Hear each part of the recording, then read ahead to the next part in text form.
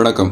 இப்போ மழை கொஞ்சம் நமக்கு விட்டுருக்குல்ல, இந்த பீரியடில் நான் உங்களுக்கு மழை கதை சொல்கிறத விட ஒரு யானை கதை சொல்லட்டுமா? இப்போ கொஞ்ச நேரத்துக்கு முன்னாடி நீங்கள் பார்த்தீங்க பாருங்க, இந்த யானைய பேர் ராதாகிருஷ்ணன். யானைக்கு யாரும் பேர் வைக்கல, நம்ம ஊர் ஜனங்களாக வச்சுக்கிட்ட பேர் தான் ராதாகிருஷ்ணன். இந்த யானையை கடந்த மாதம் 23ஆம் தேதி தமிழ்நாடு வனத்துறையினர் நீலகிரி மாவட்ட கூடலூர் அருகே உள்ள ஓவேலி அப்படிங்கிற இடத்துல மயக்க ஊசி செலுத்தி பிடிச்சாங்க. அதுக்கு பிறகு தெப்பக்காடு யானை முகாமில் இதை கொண்டு வந்து வச்சு கண்காணிச்சுட்டு கடந்த 2 நாளைக்கு முன்னாடி தான் இந்த யானையை நள்ளிரவில் நம்ம இப்போ பார்த்தோம்ல, இந்த காட்சியில் பார்த்த மாதிரி லாரியில் ஏற்றி என்ன பண்ணாங்கன்னா களக்காடு முண்டத்துறை புலிகள் காப்பகத்தில் கொண்டு போய் விட்டுருக்காங்க. சரி, இந்த காட்சிக்கும் யானையை பிடிக்கிறதுக்கும் இந்த கதைக்கு என்ன சம்பந்தம் அப்படின்னு கேட்குறீங்களா? இந்த காட்டில் யானையை பிடிக்கிறதுக்கு வனவிலங்கு ஆர்வலர்கள் எதிர்ப்பு தெரிவிக்கிறாங்க. ஒரு பக்கம் காட்டில் இருக்கக்கூடிய இந்த யானைகளை பிடிச்சே ஆகணும்னு ஒரு பகுதி மக்கள் வலியுறுத்துறாங்க. இதுல அரசுக்கு தர்ம சங்கடமான நிலைமை. காட்டுல யானைகளை பிடிக்கிறது ஒரு எதிர்ப்பை சமாளிக்கணும், மனித யானை மோதல்கள்ல சிக்குகிற ஒரு சூழலை தவிர்க்கணும். இப்படி ஒரு இருதலை கொள்ளி எறும்பு. சரி, இதுல யானைகள் பக்கம் தப்பு இருக்கா, மக்கள் பக்கம் தப்பு இருக்கிறதா? இந்த கதையில என்னதான் நடக்குது? காட்டு யானைகள் மனிதர்கள் ஊருக்குள்ள வருது, ரேஷன் கடையை அடைக்குது, ஒடிக்குது.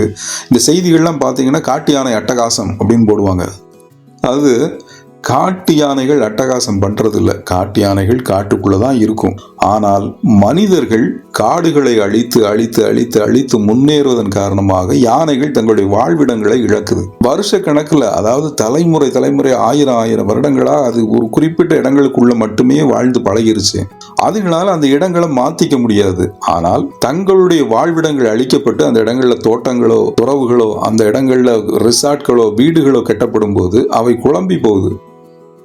பல 1000 ஆண்டுகளாக தங்களுடைய முன்னோர்கள் வழிவழியா வாழ்ந்த இடத்துல இது என்ன புதுசா இருக்குது, இங்க என்ன இருக்குது?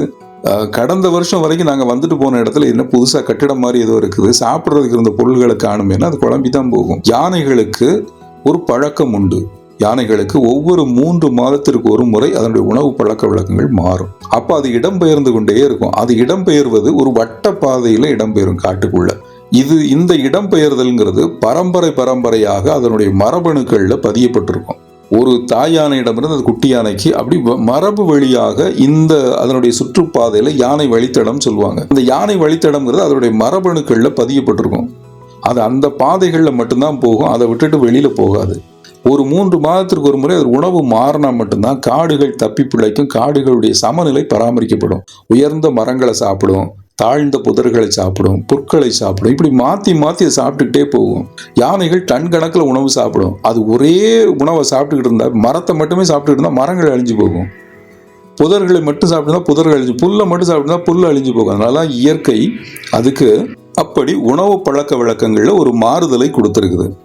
அதனால யானைகள் ஒரு வழித்தடத்துல சுற்றி வந்து அப்படியே மாறி சாப்பிட்டுட்டே போகும். இதுல யானைகள் தங்களுடைய வழித்தடங்கள்ல வரக்கூடிய பகுதிகளில் எங்கேயாவது மனிதர்கள் ஆக்கிரமித்து அதுல ஊர்களை உண்டாக்குறது, இல்ல விளைநிலங்களை ஏற்படுத்துறது, இல்ல ஒரு ரெசார்ட் கட்டுறது, ஹோட்டல் கட்டுறது, ஆசிரமம் கட்டுறது அப்படின்னா அது குழம்பி போகும்.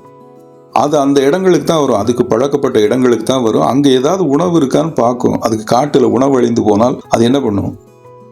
அதுதான் நடக்கிறது. இந்த இடங்கள்ல போய் வந்து யானை அட்டகாசம் பண்ணல, நம்ம தான் அட்டகாசம் பண்றோம். ஒரு 30,000-40,000 ஆண்டுகளுக்கு முன்னாடி நாமும் காடுகள்ல தான் வாழ்ந்தோம். எல்லா விலங்குகளாக மனிதர்களும் காடுகள்ல இருந்தாங்க. பிறகு காடு வேண்டான்னு சொல்லிட்டு தான் நாடுகளுக்கு வந்தார்கள். காடு வெட்டிகள் மன்னர்களுக்கு பேரு. காரணம் என்னன்னா, காடை அழிச்சு ஊராக்குறாங்க காடு வேண்டான்ட்டு. இப்ப திரும்பவும் ஏன் காட்டுக்குள்ள போகணும்? நான் காட்டுக்குள்ளதான் ட்ரெக்கிங் போவேன், நான் காட்டுக்குள்ளதான் சுற்றுலா போவேன், காட்டுக்குள்ளதான் ரெசார்ட் கட்டுவேன், நான் காட்டுக்குள்ளதான் போய் ஜாலியா இருப்பேன்னா, நம்முடைய உல்லாசங்களுக்காக இயற்கையை அழிப்பதுங்கிறது எந்த விதத்திலும் ஏற்றுக்கொள்ள முடியாது. இன்னொன்னு, யானைகளை பாதுகாக்கிறதுல நம்முடைய சுயநலமும் அடங்கி இருக்கிறது. யானைகள் இருந்தால் காடுகள் வாழும். எங்கெல்லாம் யானைகள் செழிப்பா இருக்கோ அங்கெல்லாம் காடு செழிப்பா இருக்கும். எங்கெல்லாம் காடு செழிப்பா இருக்கோ அங்கெல்லாம் நாடு செழிப்பா இருக்கும். செழிப்பான காடுகள் தான் செழிப்பான மழையை தரும். செழிப்பான மழை பொழிந்த நாடு தான் செழிப்பா வாழும். நாம செழிப்பா இருக்கணும்னா அங்க காடு இருக்கணும். வெள்ளக்காரன் இந்த நாட்டை விட்டு போகும்போது, நம்ம சுதந்திரம் அடைகிற போது தமிழ்நாட்டின் நிலப்பரப்புல 23.4 விழுக்காடு காடு இருந்தது.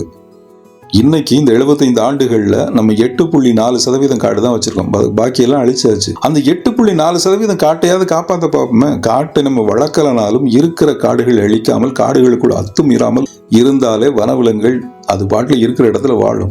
வனவிலங்குகள் வாழ்ந்தால் வனம் வாழும், வனம் வாழ்ந்தால் நாம வாழ்வோம். இது ஒரு சங்கிலி மாதிரி, ஒருத்தரோட ஒருத்தர் தொடர்புடையவர்கள். இப்ப இப்படிப்பட்ட சூழ்நிலையில தான் இந்த யானையை பிடிச்சிருக்கிறாங்க. சரி, இந்த யானையை பிடிக்கிறது என்ன அப்படின்னு பார்த்தோம்னா, பெரும்பாலும் இப்பெல்லாம் மனித விலங்கு மோதல்ல அதிகம் உயிரிழப்பது விலங்குகள் தான். யானைகள் நிறைய இறக்குது. ஏன்னா மனிதர்கள் அங்கங்க காடுகள் அழிச்சு தோட்டம் போட்டு தோட்டத்தை சுத்தி மின்வேலி போட்டுக்கிறாங்க.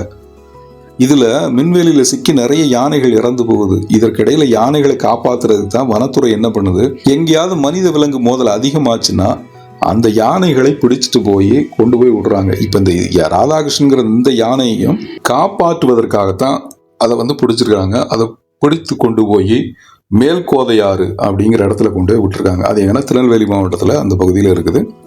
களக்காடு முன்னந்துறை புலிகள் காப்பகத்தின் ஒரு பகுதி தான் மேல்கோதையாறு. அந்த மேல்கோதையாறுங்கிற இடத்துல தண்ணி தங்கு தடையின்றி கிடைக்கும். மனித தொந்தரவு இருக்காது. இயற்கையான சூழல் இருக்காங்க. மனிதர்கள் உள்ள போக முடியாது. ஏன்னா புலிகள் காப்பகங்கிறனால மனிதர்களுக்கு அனுமதி கிடையாது. அங்க போய் காட்டை அழிக்க முடியாது, ரெசார்ட் கட்ட முடியாது. நான் ட்ரெக்கிங் போறேன், நான் டூரிஸ்ட் போறேன், நான் வனவிலங்கு உள்ள போய் என்ஜாய் பண்ண போறேன், ஒரு கழுதையும் செய்ய முடியாதுங்க. அதனால அங்க யானைகள் அதனுடைய இயல்பான இடத்துல இருக்கும். மேலும் கோதையாறு நதியோட மேல் பகுதியில் இருக்குது. அங்க அடர்ந்த காடு இருக்குது, மலைச்சோலைகள் இருக்குது, புல்வெளி இருக்குது.